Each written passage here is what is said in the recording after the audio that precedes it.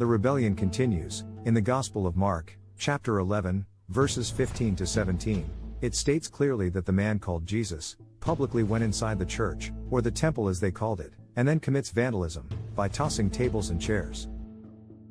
Then, it is also the priests and scribes who wanted to destroy the man called Jesus.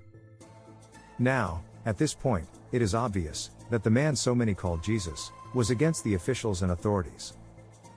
However, everyone in Jerusalem and throughout the world was a target because Jesus hated the nature of human beings. Don't believe me? By his own words, as spoken in the Gospel of Luke in chapter 14, verse 26, "If any man come to me, and not hate his father, and mother, and wife, and children, and brethren, and sisters, yea, and his own life also, he cannot be my disciple."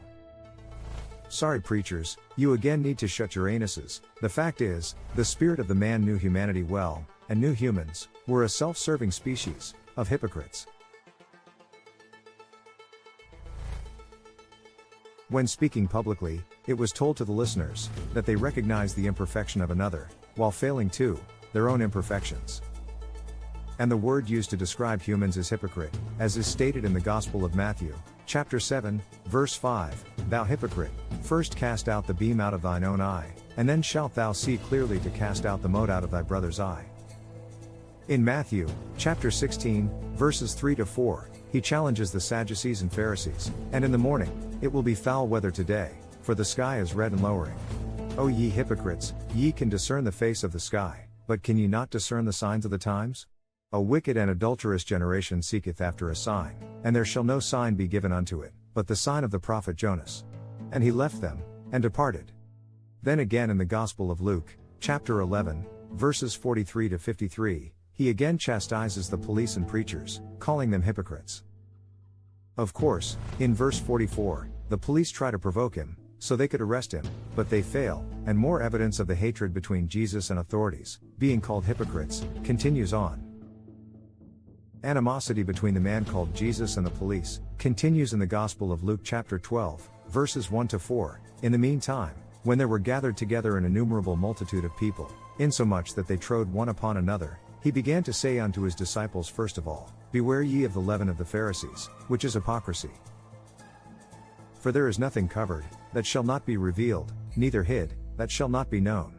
Therefore whatsoever ye have spoken in darkness shall be heard in the light, and that which ye have spoken in the ear in closets shall be proclaimed upon the housetops. And I say unto you, my friends, be not afraid of them that kill the body, and after that have no more that they can do." Now why would Pharisees kill their bodies? You will understand by reading the book of the Acts, when Saul, who becomes Paul, admits to King Agrippa that he, as a police member, charged many humans, and took part as witness against them in their persecutions. The Acts, chapter 26, verse 10, "Which thing I also did in Jerusalem. And many of the saints did I shut up in prison, having received authority from the chief priests, and when they were put to death, I gave my voice against them. And I punished them oft in every synagogue, and compelled them to blaspheme. And being exceedingly mad against them, I persecuted them even unto strange cities." Yes, Pharisees were police, and as they do today they did yesteryear, they kill, torture and rape many, behind the scenes, and out of the sights of witnesses. The police have been hated throughout millennia, for enforcing the wills of kings, leaders, and governments, against the masses of people. The military is no different, just another group of psychopaths, going out killing, raping, and torturing, under the false justifications of patriotism. All I am telling you now is the truth. Even in another battle between Jesus and the police of Jerusalem, the point was made clear against the police, as seen in Matthew chapter 21 verse 31.